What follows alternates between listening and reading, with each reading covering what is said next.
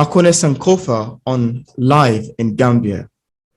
Makonnen Sankofa is the author of the best-selling book, The Rise of Rastafari, Resistance, Redemption, and Repatriation, and is also the author of Life in Gambia, all of which I've left a link in the discussion part of this interview for viewers who would love to get a copy from Amazon. There is much to know about Makonnen Sankofa, ranging from being a journalist to an entrepreneur, an educator, public speaker, community activist, etc. But you'll get to know him better as we proceed in the interview. Welcome on the show, Makonnen. Thank you very much, Peter. It's always a pleasure to talk to you, and I'm looking forward to the show. Yeah, it's a pleasure to have you again. You know, Makonnen, without giving too much information away, could you tell us about the making of your book, Life in Gambia, the Smiling Coast of Africa? Yeah, so Life in Gambia, the Smiling Coast of Africa was a book that I wrote, and it was published in 2021, April 2021. And I've been to Gambia 4 times now, but when I wrote the book, I'd been to Gambia 3 times, yeah. And basically the book covers my first 3 experiences of Gambia. I first traveled to Gambia in December 2018. I went back in February 2019, and then I spent 6 months living in the Gambia from July until January, from July 2019 till January 2020. And the book encompasses, the various aspects of my experience in the Gambia. So when I talk about my life in Gambia, when I first went to Gambia, the first 2 times it was on a holiday. Yeah, it was like a week each. A friend of mine had always been talking about going to Ghana or Africa in general. Me and him spoke, but he'd been Ghana and he'd been to other parts of Africa. But for me, this was my first trip to Africa. As a Pan-Africanist and as a Rastafari, it's always been my dream and aspiration to be on the continent. And when he told me he was going to Gambia this time, I made myself available from work, take the time off to go. And I had a great time when I got there. And basically, we're going to talk about it more going on, but I just want to talk about what the book in terms of, I had a great time going there, and then I decided to go back in February, and then I had another amazing time. So July is the 6 months that I spent living there, and most of the book, most of the book is encompassed on my 6 months in 2019 that I was there. So I went to naming ceremonies, I went to traditional wedding. Yeah, I worked on the Black Sit project with Juliet Ryan. Sorry, the Black Sit YouTube channel with Juliet Ryan, showcasing the Gambia. I went to many villages and did a lot of things that not the average local person does. Sorry, not the average tourist does. By going and interacting with a lot of the local people, and going to certain kind of places, and the people that I met as well. So I thought that the book would be useful to highlight my journey, particularly the 6 months that I was living here, and also compare it a little bit as well, how I found it the first, like from going there as a visitor, as a tourist, and then also living here, so you can also get an idea a bit of the differences there. Because obviously when you're going to a country as a tourist, it's a bit of a honeymoon, it's romantic in a sense, but when you're living in a country, it's a different scenario. So it encompasses all 3 of those journeys in there. And it even gives business tips. For example, it's like a part guide, part personal experience, but it talks about my personal experience, but also I point certain things like possible business ideas that you could do in the Gambia once you're here, and just certain general advice or things to look out for.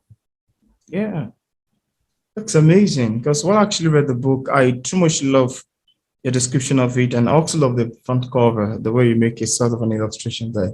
Now, as someone in diaspora, how do you feel visiting Gambia for the first time? How were you received? Do you have some remarkable experience visiting your homeland for the very first time? Yeah, so I mean, my background is in terms of my family. My mom is, her parents are Jamaican, and my dad is from Malawi, which is in Southeast Africa. Okay. Yeah. I do, although as a Pan-Africanist, I see real, all countries in Africa as home. Yeah. Um, how I was received, I did have some remarkable experiences. I was received very, very well by, the people in the Gambia, the smiling coast of Africa. I remember Bounty is a friend of mine now that I've stayed in contact with since the first day, and there's people that I met on the first day that I'm still in contact with this day in the Gambia, for example. And I think for me, having those relationships over the years, is something that's remarkable within itself. And when I remember Bounty, and I had a conversation because he was a caretaker at the hotel that I stayed in, and I was talking, and I mentioned this in the book, I was talking about people in diaspora coming home and repatriation and that kind of things, And I remember straight away he said to me, he was like, he said, you're a black man, this is your home. And the way that he was, like, he said it, and he like embraced me. And I think as soon as I, kind of got off the plane, and it's something, the whole trip, the first week I was there, from the moment I got off the plane to, the whole walking around in the environment, or, the people that I met during there, it just resonated with my spirit. Everything, the hot weather, the communications I had, and I met some wonderful people throughout the 3 trips that I've been to the Gambia. I met wonderful people. I think that although I've been received well every time by the people of the Gambia, a divide in terms of how they see people in the diaspora. I mentioned some people that Bounty, and other people welcome us and see as Africans from the diaspora, but I think there is partly that is down to miseducation, because a lot of people, they can't, in the Gambia, they can't see how we're connected with Africa. So that's something that I also put in my book, and that I experienced, that people were welcoming to me, the work as a human. Love you as a brother, or respect you as a human being, but they won't necessarily see you as an African, as one of them. And to some extent, we are different. Black African people are not all one. We're not all the same. We're different complexions. We're different tribes. We're from different experiences, etc. So we'll get that, because you're not necessarily, you wasn't born in Gambia like them in that sense. But it's but they should still have a see, in terms of the connection of Gambia is the home of Kunta Kinte, in terms of everyone knows about the TV series Roots. Kunta Kinte and so many enslaved Africans were taken from the Gambia, and we are the descendants of those enslaved Africans that are coming home and returning. And yet the average Gambian on the ground doesn't know much about slavery, certainly not about what happened once those enslaved Africans were taken from Gambia and taken to the Caribbean and the Americas and those places. So it's like we're always coming back home to our motherland, but we're being seen as foreigners and outsiders. Yeah, don't get me wrong, they'll love us, they're friendly people, they're nice, but they're not seeing how we are connected to Africa. And I would say that reflects the majority of Gambian people. Wow, that's amazing. I love your answer to that. While reading through your book, Life in Gambia, I love to say that I love your perception about the difference between race and nationality. Could you tell us a bit about this? Yeah, so nationality is the country that you're born in. So if you're born in Nigeria, that's your nationality. If you're born in England, that's your nationality. If you're born in America, that's your nationality. If you're born in Japan, that's your nationality. Whatever country you're born in, you are the nationality of the country. Yeah. Your ethnicity and stroke race is different. So even if you're born as a black person in the diaspora, if you're born in negate the fact that you're still African, but you're an African that was born in England or in America or whatever country you were born in. Like, you know, Peter Tosh says, as long as you're a black man, regardless of where you're born from, you have the identity of an African. It gets mixed up, certainly for Gambia and how they view nationality and how they view race. It's almost like if you're in the diaspora, all of a sudden you're English and you're American, for example, and that's almost like seen as like your race in a sense. I've heard people, you know, on the continent, Gambians and people that were been in Gambia but from other African countries, and you know they refer themselves as, you know what, different races or mixed because they're still African, but they've got two parents that are from two different African countries. So they would say, you know, they're half caste, yeah, which which is weird. I mean, because it's still part of the same race. It's just like they're still African, or they're still, but I get in a sense that they're mixed in terms, they've got mixed heritage in terms of, you know, what they're like, for example, their parents have got different nationalities, but they still belong to, if you want to say the African race, they're still, you know, black people. And I think sometimes we as a people, particularly Africans on the continent, have and from my experience in the Gambia, but also in the diaspora of coming in contact with, you know, Africans in general, they seem to look at people based on, you know, just their nationality of where they're born, rather than, you know what, their heritage and, you know, their ethnicity. Wow, that's great, because that's also one of the things that I've seen that most people do mix up. Now, in your book, Life in Gambia, you also wrote about a young man named Osman. You know, I watched a video of this man together with someone you call Juliet thereabout, and how you really talk about him. Now, could you tell us about Osman? Yeah, so I met Osman at the Pan-African Young Leadership Awards, which happened in the Gambia when I was there in 2019 during my 6 months in Gambia. And during the 6 months in Gambia, I was working with Juliet Ryan and doing videos for a YouTube channel called Blacksit. So Juliet was, you know, the founder, presenter of the YouTube channel. I was the video editor, you know, and also the editor, and you know, I directed some of the videos as well. Yeah, and we met Osman at that young Pan-African Young Leadership Awards. He said that he'd watched some of our videos on Blacksit, and he saw the video that I was interviewed by Julia, and he saw other videos, and he was inspired because it showcased, you know, the reality of the Gambia, and put Gambia, showcase Gambia to the world, so people can see, you know, what life is like in the Gambia. And Julia decided to interview him, and they interviewed him. I filmed the video. Wow. And that video went up on Blacksit, and that clip has gone viral. So even when I came back to England, and I was seeing, before I came back to Gambia, I was seeing, you know, a lot of people's post that video. I was getting messages on WhatsApp and seeing it on social media and places. Even Julius Malema, you know, he, from the, you know, economic freedom fighters in South Africa, he made a post about commenting on that and saying the future of Africa looks bright.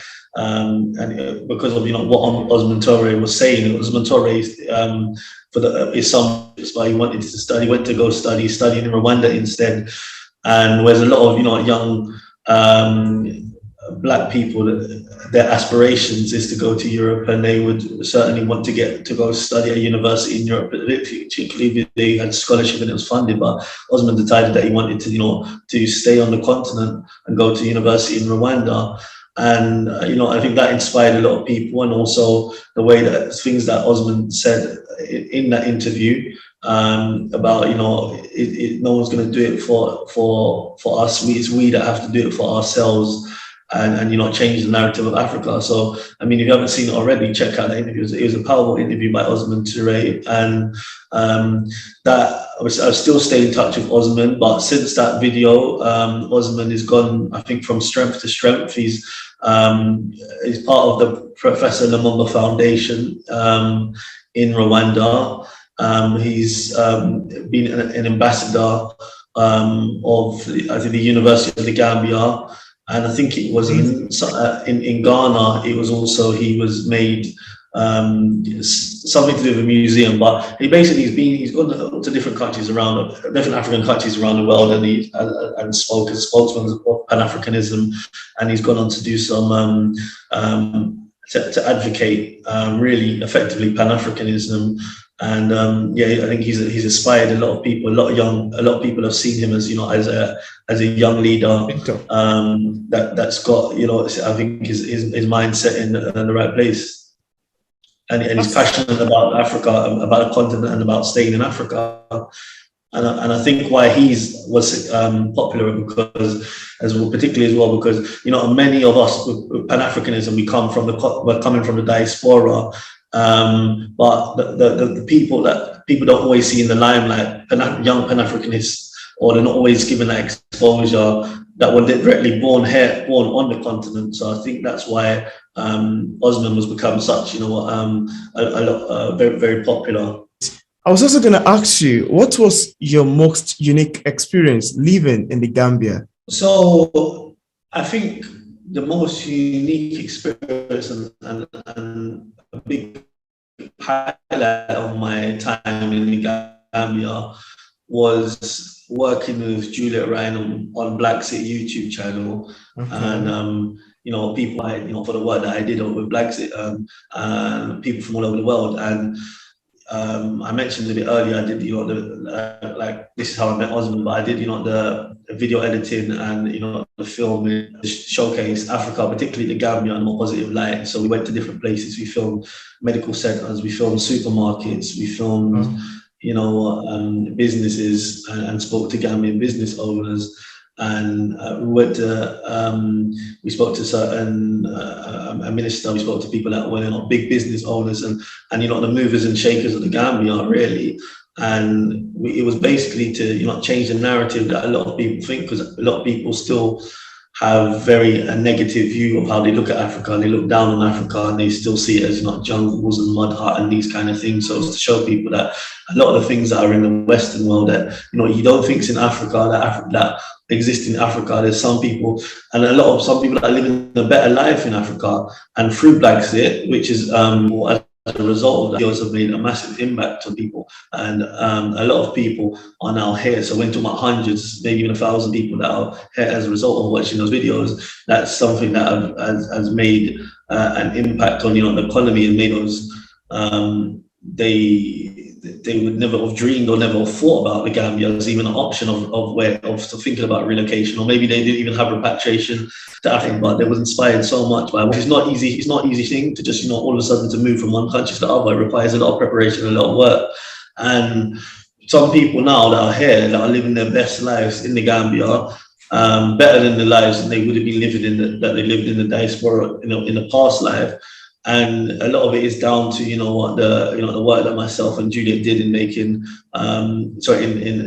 in how in what we did in terms of the videos and the variety of different kinds of videos that we did to showcase the best parts of the Gambia, because I mentioned some of the kind of videos that we did, but we also did hotels, we did restaurants, we did we went out to naming ceremonies, a naming ceremony we filmed.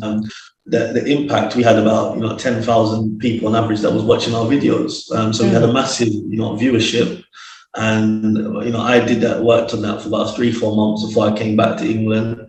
But I think that sticks out to me in terms of the people I met there, the people I interviewed, that we interviewed, and the impact that it had as a whole in terms of people relocating to the motherland.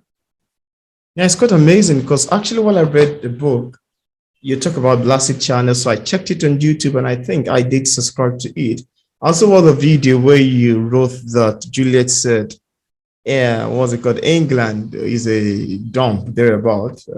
England is a dump. I think I watched that video too, where you made with the popular YouTuber thereabout. So it's pretty much amazing to get to know about all of this in the book, and everything was just quite intriguing to me.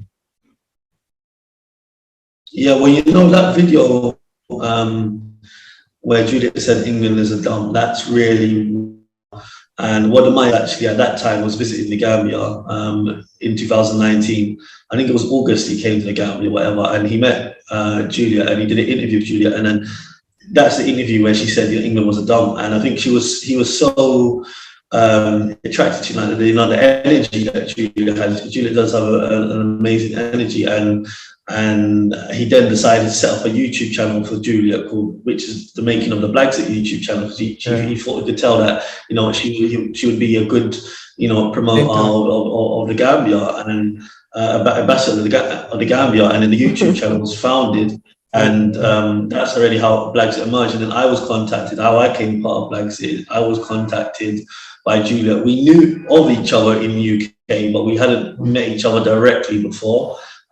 Julia contacted me and said that she would like to do an interview with me for Blacksit. And then so I came to her house, I did the interview, and then she said, she's looking for someone that could possibly help with filming and video editing. And I had expertise. I've got a degree in sports journalism, and I used to do home videos and that kind of stuff. And I like journalistic work. So I said, we could work together on this. I could do the video editing and the filming for your videos. And then that's how, since then, that's how my involvement became part of Blacksit. So thank you so much, Makonnen Sankofa, for coming up on the show. For viewers, if you would like to get a copy of his books, I've left a link in the description part of this interview for you to get a copy directly on Amazon. It's a pleasure having you on the show, Makonnen Sankofa. Thank you for having me, Peter. I really enjoyed talking with you. Yeah, it's a pleasure.